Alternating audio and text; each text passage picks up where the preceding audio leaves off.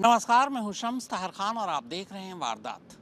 ठीक 10 दिन पहले साहिल और मुस्कान खून की होली खेल चुके थे।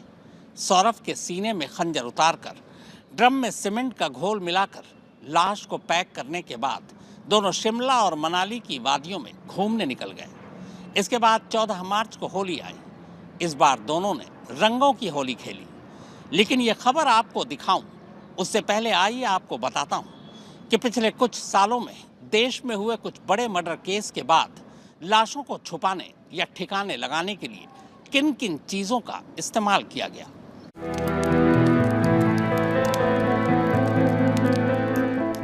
या तो शमशान या फिर कब्रिस्तान।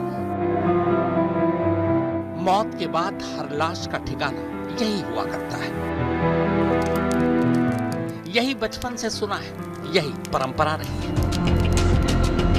लेकिन जैसे बाकी दुनिया बदलते वक्त के साथ तरक्की कर रही है, उस दुनिया की सोच बदल रही है। तो जाहिर है क्रिमिनल कहां पीछे रहने वाले हैं। बस इसीलिए तो होते होते अब बात ड्रम तक जा पहुंची। बहुत दूर जाने की जरूरत नहीं है। बस जरा सा अपने जहन पर जोर डालें तो इस ड्रम से भी अजीब और गरीब सारी चीजें आपकी नजरों के आगे तैरने लगेंगी। अगर याद ना रहा हो तो चलिए आपको अपने देश की उन सबसे हॉरर, खौफनाक, चौंका देने वाली, चौंधिया देने वाली और दिमाग की नसों को हिला देने वाले मर्डर केस की याद दिलाते हैं, जिनमें लाशों को छुपाने और ठिकाने लगाने के सबसे अजीब और गरीब तरीके अपनाए गए। पहले अपने टीवी स्क्रीन पर इन सारी तस्वीरों को एक साथ देख डालिए। थोड़ी देर के लिए मेरठ के इस ड्रम और ड्रम में रखी सौरभ की लाश की कहानी को किनारे रखते हैं। अब इस ड्रम को छोड़कर बाकी चीजों पर नजर दौड़ाते हैं। ऐसा लगता है, लगना क्या, ये सारी की सारी चीजें हमारी रोजमर्रा के इस्तेमाल की चीजें हैं। ये फ्रिज है, खाना पानी को ठंडा रखता है। ये कुकर है, इसमें खाना बनता है। ये बैग है, इसमें सफर के सामान रखे जाते हैं। ये तंदूर है, इसमें रोटियां बनती हैं। ये ईंट की भट्टी है, यहाँ ईंटें बनती हैं। ये बेड बॉक्स है, सोने के साथ साथ ठंडे और गर्म कपड़े रखने के काम आते हैं। ये टाइल्स है, खूबसूरती के लिए घरों में लगाए जाते हैं। ये दीवार है, मकान के लिए जरूरी होता है। ये सेप्टिक टैंक है, पानी और शौच के लिए ये भी जरूरी है। ये तेजाब का ड्रम है, तेजाब कई कामों में इस्तेमाल होता है। लेकिन अगर अब कहूं कि हमारे देश में इन रोजमर्रा के इस्तेमाल की हर एक चीज ने अपने अंदर से वक्त वक्त पर लाशें उगली तो हमें पता है, आप फौरन मान जाएंगे।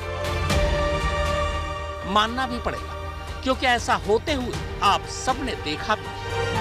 बस एक ड्रम की कमी थी, वो भी साहिल और मुस्कान ने पूरी कर दी। तो चलिए अब सिलसिलेवार इन सारी चीजों की फटाफट झलकियां देख लेते हैं, जिन्होंने अपने अंदर से बड़े बड़े मर्डर केस की लाशें उगली। शमशान और कब्रिस्तान के बाहर जिस पहली लाश की लौ ने देश का ध्यान अपनी तरफ खींचा था, वो दिल्ली का ये तंदूर था।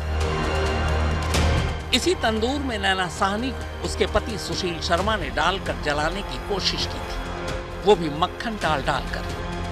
लाश को ठिकाने लगाने का ऐसा अजीब और गरीब तरीका तब पूरे देश की सुर्खियां बनी थी।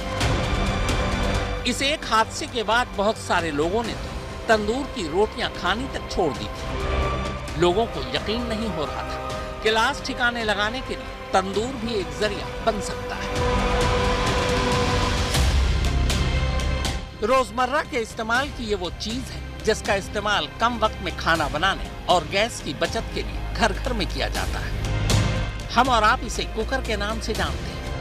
लेकिन इसी मनोज साहनी ने लिव इन में रह रही अपनी पार्टनर सरस्वती को मारा तो बेहद इत्मीनान से था, लेकिन लाश के टुकड़े कर उसे उबालने की जल्दी में था। इसीलिए किश्तों में सरस्वती की लाश के टुकड़े कुकर में उबाल उबाल कर इसी पॉलिथीन में ठिकाने लगाता रहा।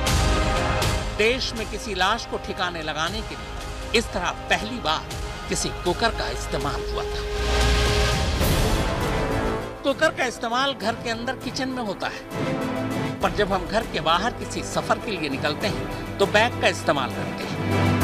बैग बनाने वाली कंपनियों ने भी कभी लाश के साइज को ध्यान में रखकर बैग नहीं बनाया होगा, पर हम इंसान हैं, जुगाड़ निकाल ही लेते हैं। वैसे अगर गौर किया जाए तो शायद अपने देश में सबसे ज्यादा लाशों ने बैग में ही सफर किया है। वैसे भी अब तो बड़े बड़े बैग मार्केट में आने लगे हैं, लिहाजा लाश किसी भी साइज की फिट आने की गारंटी होती है। सबसे ताजी लाश वाली बैग हिमानी की थी, जो पिछले महीने ही हरियाणा के रोहतक में खुली थी। सफर या काम से थका हारा इंसान जब घर लौटता है तो आराम की दरकार होती है। घर का बिस्तर सुकून भरी नींद देता है, लेकिन कातिल इस बिस्तर या बेड का सुकून तक छीन चुके हैं। बैग के बाद अगर देश में सबसे ज्यादा लाशें कहीं छुपाई गई तो वो यही बेड बॉक्स है। कई बरस पहले चारपाई या बेड ही हुआ करता था। शहरों की जिंदगी ने जब कमरों को तंग करना शुरू कर दिया, तब बेड बनाने वाली कंपनियों को नया आइडिया मिल गया। उन्होंने बेड के अंदर ही अलमारी की इजाद कर दी। जब एक बेड पर 2-3 लोग सो सकते हैं, तो उसी बेड के नीचे बेड बॉक्स में 4-5 लाशें ठूंसी ही जा सकती है। ड्रम से पहले मेरठ में ही ऐसे ही एक बेड बॉक्स का कवर खुला था, जिसके अंदर से 5 लाशें बाहर आई थी। नए का तो पता नहीं, पर पुराने क्रिमिनल ये माना करते थे कि शमशान और ईंट की भट्टी एक जैसी है। चिता के बाद सिर्फ राख बचती है, वैसे ही ईंट की भट्टी में भी इंसान राख हो जाता है। बैग और बेड बॉक्स के बाद अगर सबसे ज्यादा लाशें ठिकाने लगाई गई तो वो यही ईंट की भट्टियां हैं। 2000 की शुरुआत में ये तस्वीर हर चैनल और अखबार की सुर्खियां थी। नाम भवरी देवी।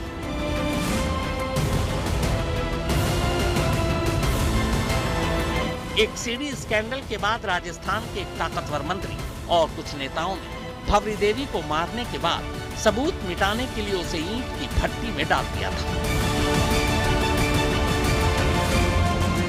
पुराने क्रिमिनल लाशों की सबूतों को मिटाने के लिए यही तरीका अपनाते थे। हर घर की जरूरत है ये सेप्टिक टैंक। वॉशरूम और बाथरूम का गंदा पानी इसी में जाता है। बैग, बेड बॉक्स और ईंट की भट्टी के बाद अगर सबसे ज्यादा लाशें कातिलों ने ठिकाने लगाई तो वो यही सेप्टिक टैंक। शायद ही देश का कोई ऐसा शहर बचा जहां के सेप्टिक टैंक में जब तक कोई लाश ना उगली हो। एक बार तो एक मुख्यमंत्री के सरकारी बंगले के सेप्टिक टैंक में एक लाश उगल दी। वैसे ये मध्य प्रदेश के सिंगरौली जिले का एक सेप्टिक टैंक है, जिसने अपने अंदर से एक साथ 4 लाशें उगली थी। मुगल आजम के अनारकली, सलीम और अकबर की कहानी कौन नहीं जानता। अब पता नहीं कितना सच है या झूठ, लेकिन किस्सा मशहूर है कि अनारकली को जिंदा दीवार में चुनवा दिया गया था।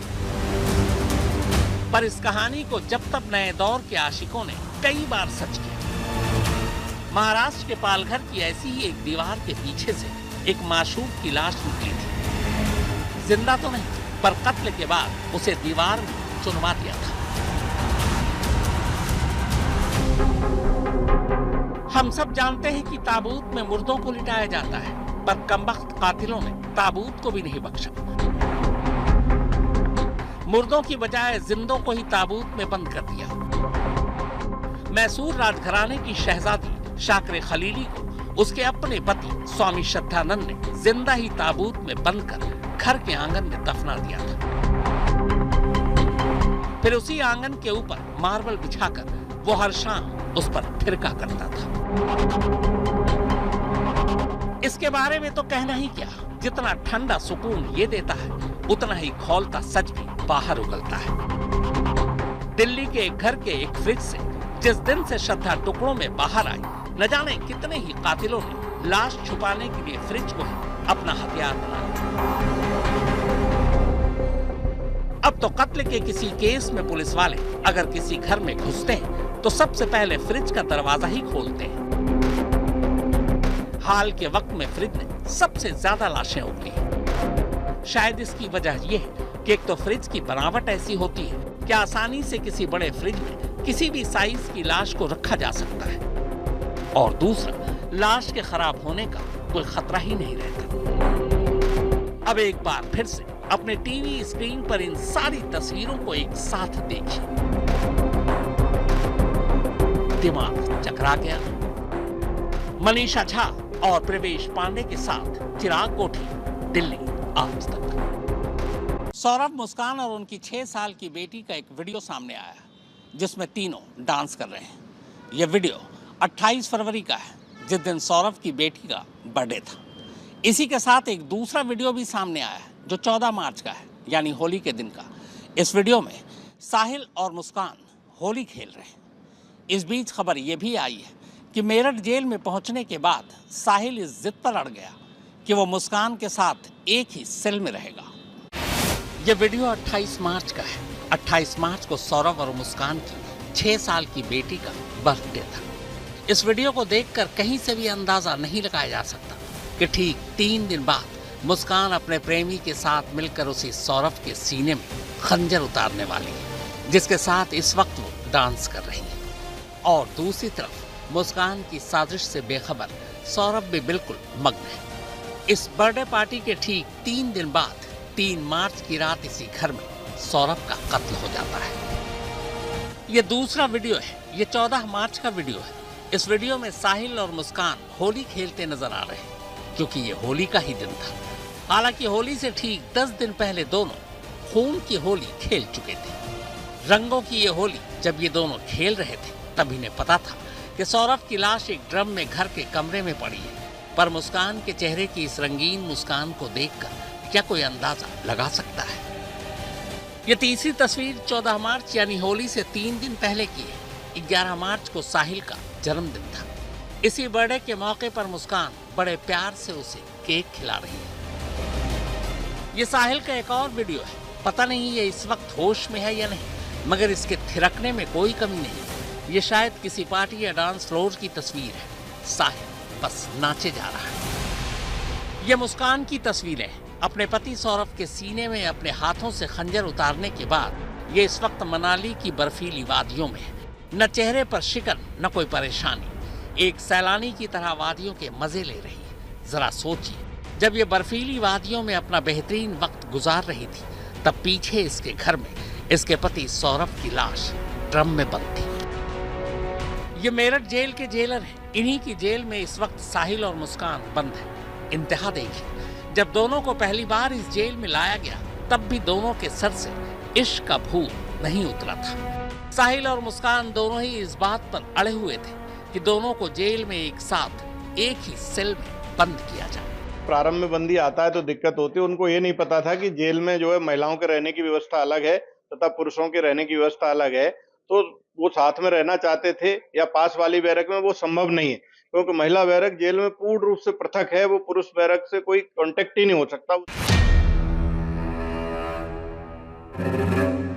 ये मेरठ के एक अंधविश्वासी प्रेमी का घर है।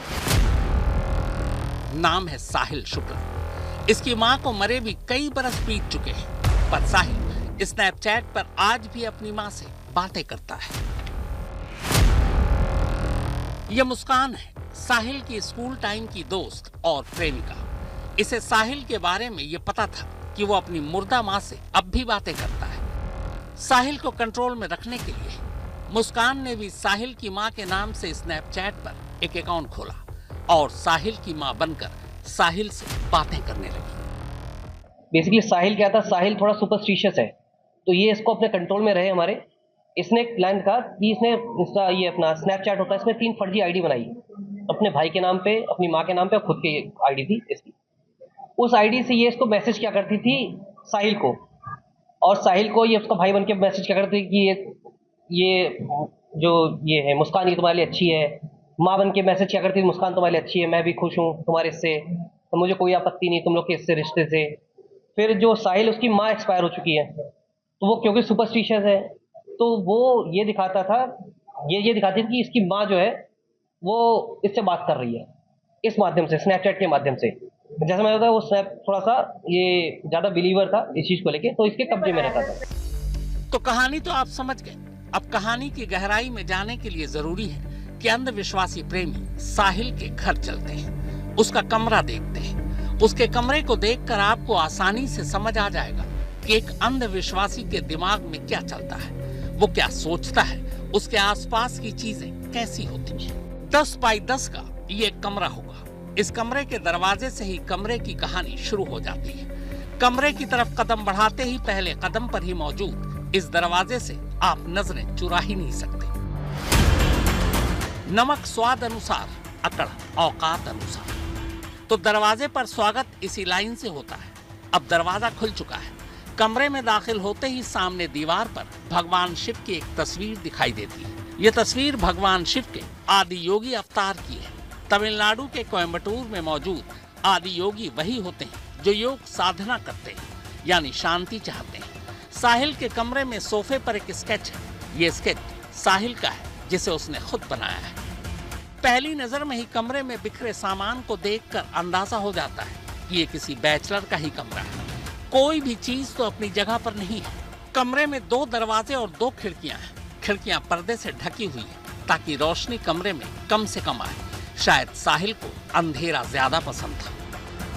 अंदर एक कुर्सी, एक टेबल और सोफा कम बेड रखा हुआ है। सोफे के ठीक ऊपर दीवार पर इस कमरे की सबसे अजीब चीज है। ये एक सैटेनिक पिक्चर है, यानी पैशाचिक तस्वीर। इस शैतानी तस्वीर के ठीक ऊपर ब्लैक मैजिक स्टार है, जिस पे 5 बार 6 लिखा हुआ है।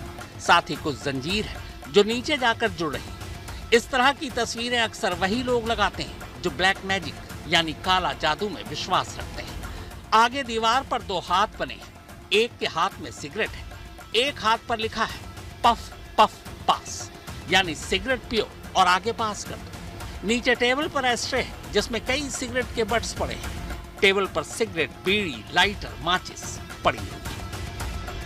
आगे दीवार पर भगवान गणेश की एक छोटी सी आकृति बनी हुई है और साथ में भगवान शिव की एक और तस्वीर है। दीवार पर वहीं आदि योगी, महादेव, ओम नमः शिवाय और बूम शंकर लिखा है। शिव जी की तस्वीर के साथ ही एक पेड़ भी है जिसपे ओम बना है। पेड़ से एक पिंजरा लटका है।